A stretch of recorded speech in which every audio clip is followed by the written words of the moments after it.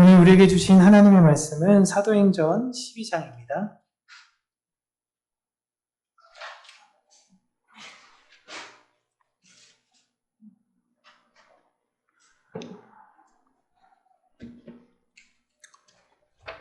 사도행전 12장 1절에서 19절까지 우리 함께 읽겠습니다. 신약성경 208쪽입니다.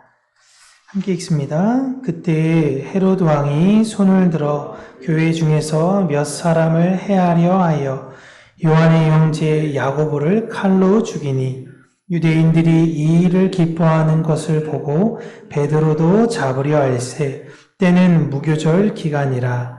잡음에 옥에 가두어 군인 내식인 네 패에게 맡겨 지키고 유월절 후에 백성 앞에 끌어내고자 하더라.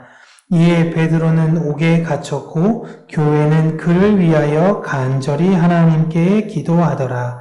헤롯이 잡아내려고 하는 그 전날 밤에 베드로가 두 군인 틈에서 두 쇠사슬에 매여 누워 자는데 파수꾼들이 문 밖에서 옥을 지키더니 주의 사자가 나타내매 옥중에 광채가 빛나며 또 베드로의 옆구리를 쳐 깨워 이르되 급히 일어나라 하니 쇠사슬이 그 손에서 벗어지더라. 천사가 이르되 띠를 띠고 신을 신으라 하거늘 베드로가 그대로 하니 천사가 또 이르되 겉옷을 입고 따라오라 한대 베드로가 나와서 따라갈새 천사가 하는 것이 생시인 줄 알지 못하고 환상을 보는가 하니라. 이에 첫째와 둘째 파수를 지나 시내로 통한 쇠문에 이르니 문이 저절로 열리는지라.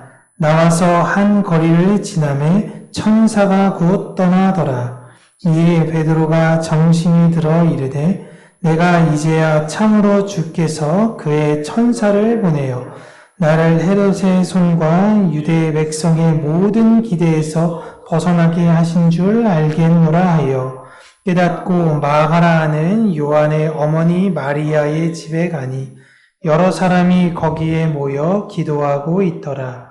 베드로가 대문을 두드린데 로데라 하는 여자아이가 영접하러 나왔다가 베드로의 음성인 줄 알고 기뻐하여 문을 미처 열지 못하고 달려 들어가 말하되 베드로가 대문 밖에 섰더라 하니 그들이 말하되 내가 미쳤다 하나 여자아이는 힘써 말하되 참말이라 하니 그들이 말하되 그러면 그의 천사라 하더라. 베드로가 문 두드리기를 그치지 아니하니 그들이 문을 열어 베드로를 보고 놀라는지라. 베드로가 그들에게 손짓하여 조용하게 하고 주께서 자기를 이끌어 옥에서 나오게 하던 일을 말하고 또 야고보와 형제들에게 이 말을 전하라 하고 떠나 다른 곳으로 가니라. 날이 새매 군인들은 베드로가 어떻게 되었는지 알지 못하여 적지 않게 소동하니 헤롯이 그를 찾아도 보지 못하매 파수꾼들을 신문하고 죽이라 명하니라. 헤롯이 유대를 떠나 가이사라로 내려가서 머무니라. 아멘. 오늘은 침묵 속에서 일하시는 하나님이라는 제목으로 우리 사랑하는 성도님들과 함께 하나님의 말씀을 나누도록 하겠습니다. 오늘 사도행전 12장 이전에 사도행전 11장 말미를 보면 안디옥 교회가 이제 놀라운 부흥을 경험하게 되는 것과 그리고 예루살렘 교회와 교제하는 내용을 이야기하고 있죠. 11장 전체적인 내용은 유대와 이방의 경계를 넘어 복음이 전파되고 있고 사랑의 구제가 이루어지고 있으며 바나바와 사울이 그 안에서 이방된 교회를 든든히 잘 세워가는 장면이 나옵니다. 그 안에 있는 모든 교인들은 하나님의 선하신 손길을 감사하면서 찬양했던 것이 바로 11장의 내용이었습니다. 그런데 바로 다음 장 사도행전 12장으로 넘어오면서 분위기가 완전히 달라지게 됩니다. 헤롯 아그리파 1세가 다수인 유대인들의 환심을 사기 위해 교회를 박해하기 시작했고 당시 교회의 대표였던 야고보를 죽였습니다. 이에 유대인들이 기뻐하더라 라는 것이 나오죠. 사람이 죽었는데 참 너무 잔인한 거 아닌가. 네, 유대인들의 이런 태도를 보면 좀 이해하기 어렵긴 하지만요. 어쨌든 야고보가 죽고 난 이후에 다음 지도자였던 베드로를 감옥에 가두게 됩니다. 교회는 큰 두려움 속에 기도했지만 사실 상황은 나아질 기미가 보이지 않죠. 여러분, 이런 상황은 우리의 신앙의 현실을 그대로 보여주고 있는 대목입니다. 교회의 부흥 뒤에는 반드시 시험이 찾아오게 되고요. 하나님은 그 시험을 통해서 교회를 성숙하게 하신다라는 것이고, 우리의 삶에서도 무언가 잘 되어지는 것 같을 때에 반드시 시험이 찾아오게 된다라는 겁니다. 그러나 하나님께서 우리에게 허락하신 그 시험은 우리를 무너뜨리시려는 것이 아니라 우리를 성숙하게 하시기 위한 계획이시다라는 것입니다. 야고보는 예수님과 같이 다녔던 세 사람 중에 한 사람으로서 가장 가까웠던 제자였습니다. 그런데 하나님께서는요, 이 야고보를 가장 먼저 순교하도록 허락하십니다. 왜 그러셨을까요? 우리 하나님은. 그 이유는 믿음이라는 건요, 여러분, 잘 들으셔야 되는데, 구원받는 기적이 아니라 죽음을 두려워하지 않는 확신이라는 것을 야고보를 통해서 보여주시려는 거예요. 우리가 자꾸만 믿음이라고 이야기하면 나의 치성, 나의 노력, 나의 애씀에 따라 어떤 결과가 바뀌어지는 것, 구원받지 못할 대상이 열심히 무언가 믿음의 간구를 들었더니 기적이 일어났네 라는 것이 아니라, 믿음이란 죽음을 두려워하지 않는 확신. 왜냐? 죽음을 뛰어넘는 그 무언가가 있다라는 걸 알기 때문에 그런 것입니다. 그러나 그걸 알지 못하니 늘 두려움 속에 인생을 살게 되는 것이죠. 믿음은 내가 구원받을 것이라는 소망이 아니라 실제화된 태도인 것입니다.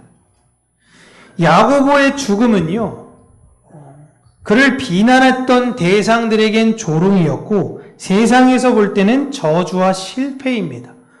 이렇게 죽었으면 인생 망한 거 아닙니까? 그러나 그의 죽음이 교회에 미친 영향은 예수 그리스도께서 하셨던 말씀, 나를 따르는 자, 나의 의를 지키는 자들은 그 전에 선지자들이 박해받는 것처럼 그 또한 그렇게 되어질 것이라는 말씀이 이루어진 복음의 참된 증거이자 확신이었던 것입니다. 사람들은 왜 하나님께서 불의에 침묵하시며 완악한 헤롯을 그냥 두시는가? 라는 의문은 가졌지만 하나님의 침묵 속에서 교회의 믿음을 연단하신다라는 것은 하나님을 믿는 자들은 신뢰합니다. 이게 완전 차별점이에요. 고난이 주어졌을 때, 이걸 통해 하나님께서는 나에겐 무언가 성숙의 길로 인도하시는구나라는 게 고백이 되잖아요. 그들이 하나님 백성들이에요. 근데 왜 나만 자꾸만 이런 생각이? 근데 이렇게 고백을 할 수 있죠. 믿음이 아직은 연약하면. 그런데 인생이 수십 년이 지났는데도 내가 여전한 불만과 불평이 내 안에 있다면 한 번쯤 생각해 봐야 되는 거예요.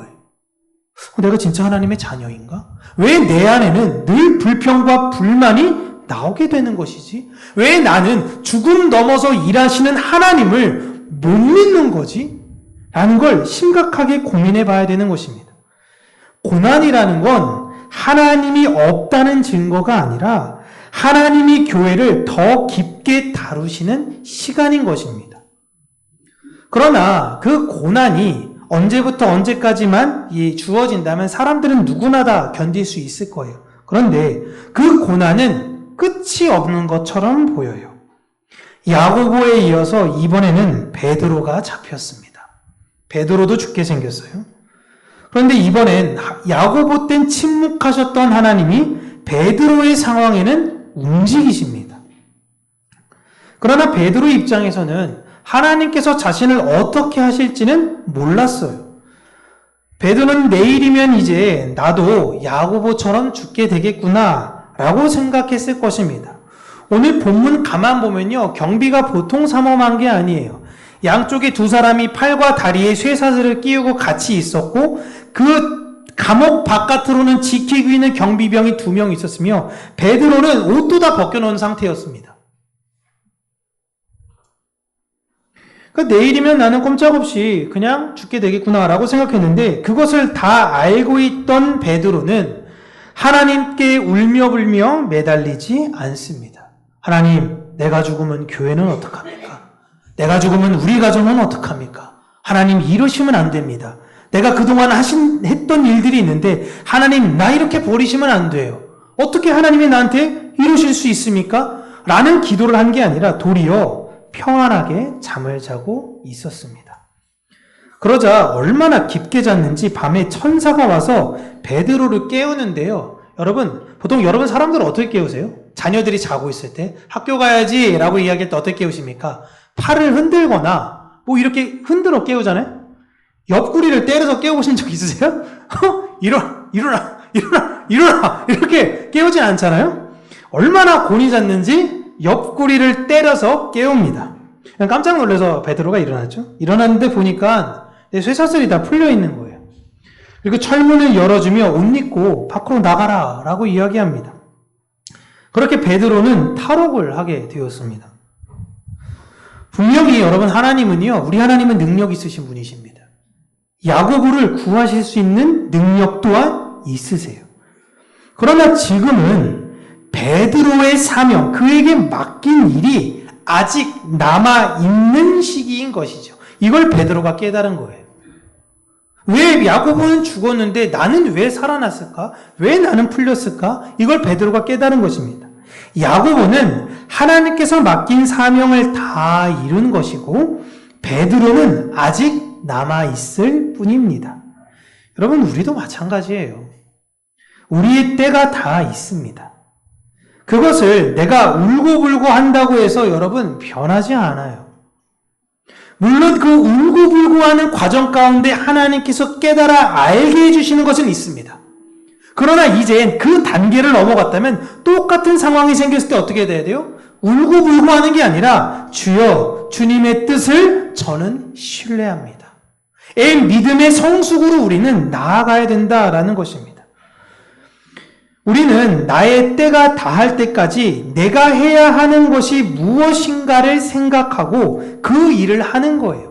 하나님께서 살려주셨어요? 그럼 왜 나를 살려주셨을까? 하나님께서 이 고난에서 나를 건져주셨어요? 그럼 나를 왜 고난에서 건져주셨을까? 아하, 골프 치라고 하시는 거구나. 난 이제부터 골프 치러 다녀야겠다. 아하, 난 이제 여행 다니라고 하는 거구나. 난 이제부터 여행 다녀야겠다. 하나님이 내가 여행 못 다닌 거 아시고 그 일이 계셔서 그렇게 하신 거구나 라는 게 아니라 성숙의 마음으로 우리가 나아가야 된다라는 것입니다.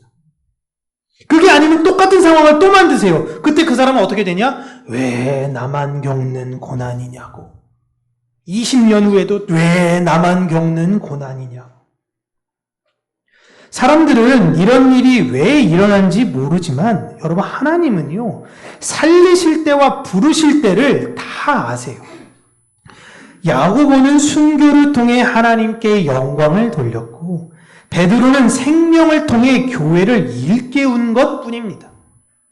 베드로는 복받았고 믿음 좋았고 그래서 살아난 것이고 야고보는 뭔가 좀 잘못했겠지. 그러니까 저주받아서 죽은 게 아니에요. 그래서 가끔은 제가 교회 안에서 여러 신앙의 간증을 들을 때, 야, 이렇게 됐으면 사고 날 뻔했는데 하나님께서 살려주셨네. 아니, 죽었으면 천국 가는 거 아니에요? 가끔은 그런 분들 향해서 제가 마음에, 이게 안타깝진 않으세요? 혹시 이 세상의 모든 수고를 내려놓고 내가 하나님 나라 가서 영원히 교제할 수 있는 상황이었는데 하나님께서 그 상황에 살려주신 거, 아직 네 할 일이 남아있으니 너무 안타깝진 않으세요? 라고 말하고 싶은 게 여기까지 있었는데 말을 못했어요. 시험에 들까 봐. 근데 사실 그런 마음이 있어요. 야, 이 땅의 수고가 다 끝난 건데 어떤 이 땅에 무언가 내가 더 붙잡고 싶은 뭐가 있나? 라는 거예요. 여러분, 베드로나 야고보 두 사건 모두가 다 하나님 주권 아래에 있는 것입니다. 흥미로운 건 교회가 베드로를 위해서 간절히 기도했어요. 그런데 정작 베드로가 풀려났을 때는 그 풀려난 상황을 믿지 못했다라는 것입니다. 어린 로데가 밖에서 누가 계속 노크를 하니까 가서 누구세요? 라고 물어보니까 베드로야, 나 아저씨야 라고 얘기했겠죠? 목소리 딱 들으니까 알잖아요. 응? 무슨 옛날에 무슨 그 햇님 달님 이야기하는 것처럼 호랑이가 속여가지고 나 어머니다 뭐 이런 게 아니라 목소리 들으면 딱 알잖아요. 응? 외쳤을 때 그냥 가가지고 사람들한테 이야기합니다. 베드로 선생님이 밖에 오셨어요. 베드로 선생님이 밖에 오셨어요. 너무 기쁜 마음으로 얘기해줘. 그때 여러분 사람들이 오늘 본문에서 첫 반응이 뭐죠? 어린애가 밖에 나가서 그런 얘기하고 이제 보고 왔는데 첫 반응이 뭡니까? 그 믿음 좋은 사람들, 그 기도하고 있는 사람들이 미쳤네. 미쳤냐? 라는 거예요. 어린애 상처받으라고. 그래도 계속 주장하는 거예요. 이상하다. 다시 가서 들어봅니다. 맞는 거예요. 맞아요 라고 이야기하니까 야, 천사야, 천사. 그리고 돌아서선 기도합시다. 베드로를 위해서 우리 함께 기도합시다. 이 장면은 초대교회의 부끄러운 모습이기도 하지만 동시에 우리의 모습이에요. 우리 또한 입술로는 믿음에 대해서 그렇게 많이 이야기를 하지만 마음속으로는 설마 하나님께서 이렇게 하시겠어? 라는 의심이 있습니다. 여러분, 하나님께서 우리 평강교회 부흥을 내리실 걸 여러분 믿으십니까? 설마 아유, 부흥하라는 사람은 안 하고 이 쥐새끼들만 계속 늘어나 진짜 짜증나게 하고 있고 막 이런 마음이 있지 않습니까? 응? 그럼 도대체 그분들은 모여서 무엇을 위해서 기도했느냐라는 거예요. 베드로를 위해서 기도했다라고 이야기하는데 헤롯 성품상 베드로가 풀려나는 것은 불가능한 거예요. 그런 상황에서 그들이 기도했던 건 아마도 하나였을 겁니다. 기적같이 나오면 좋긴 하겠지만 불과 며칠 전에 야고보가 죽었어요. 근데 며칠 만에 헤롯이 풀어준다? 이건 말이 안 되고 베드로께서 믿음 잘 지키고 돌아가시기를 기도했을 거예요. 혹여나 그 앞에서 주를 부인하고 그러지 않고 믿음 잘 지키고 돌아가실 수 있도록 마르틴 루터가 종교 재판을 받게 되었을 때에 그를 지지했던 수많은 같은 사람들이 기도했던 내용이 뭐냐면 마르틴 루터요, 우리가 원하는 건 그대가 오늘 죽을지 모르나 그들의 마음에 하나님을 향한 그 믿음과 신앙이 변치 않기를 기도하겠습니다. 그래서 그 앞에 죽음 앞에서 떳떳하게 고백할 때에 많은 사람들이 오히려 더 큰 위로를 받았던 것이에요.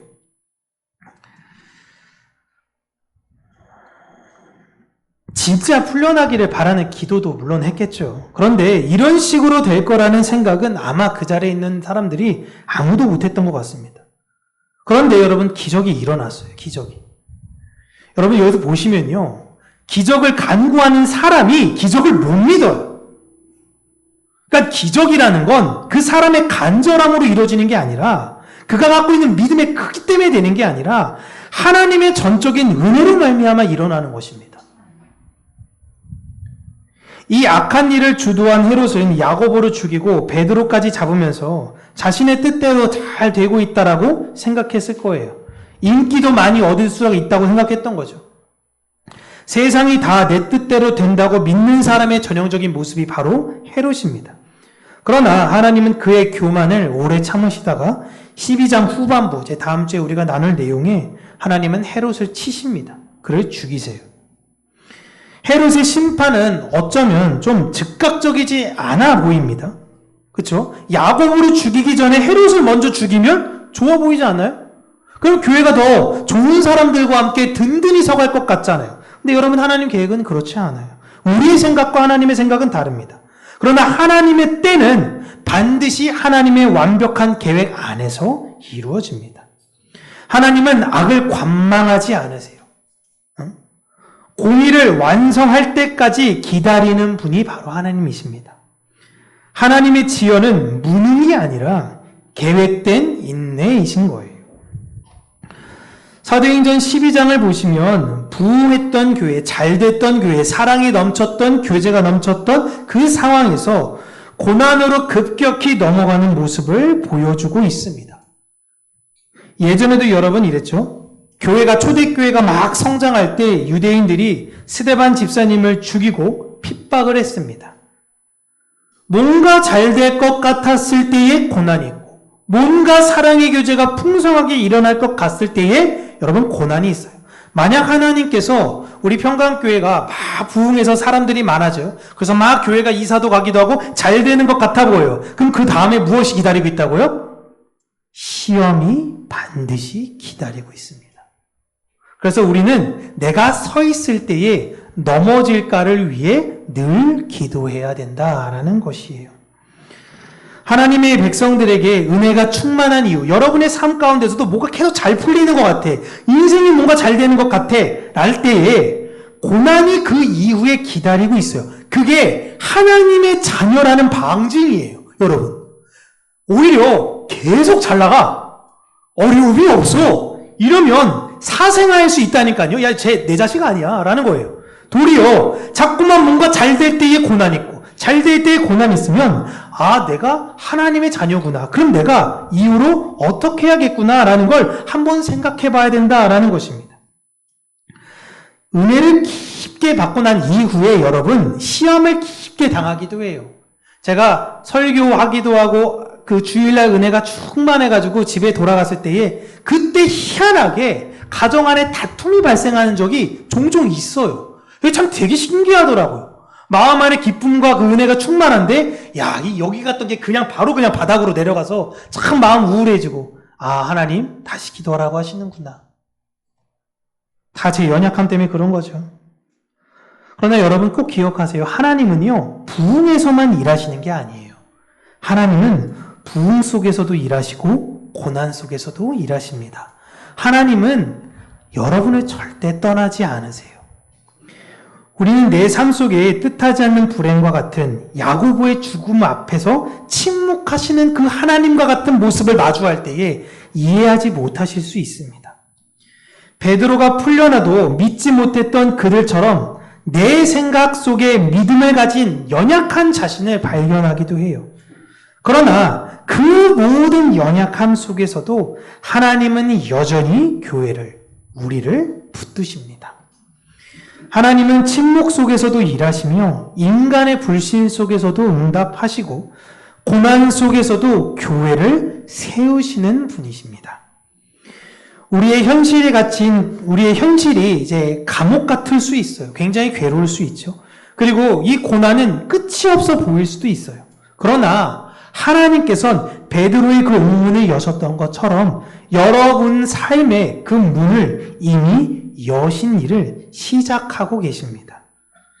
기도의 열심보다 여러분 훨씬 중요한 건 하나님의 주권을 신뢰하는 것이에요. 베드로가 내일 내가 처형될지 뻔히 죽겠지 라고 했지만 그건 하나님께서 하실 일이고 내일은 끝났구나. 그럼 나는 오늘 뭐 해야 되냐? 일단 자자.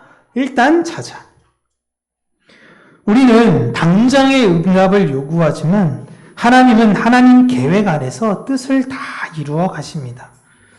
지금 당장의 고난은 우리를 성장케 하시는 하나님의 훈련이세요. 야고보의 죽음도 베드로의 구원도 모두 하나님 손안에 있듯이 여러분의 모든 삶이 내 인생에 잘 됐던 주님의 뜻대로 안 됐던 마귀 새끼가 역사가 아니라 여러분의 모든 삶이 하나님 손안에 있음을 믿으시기를 바랍니다.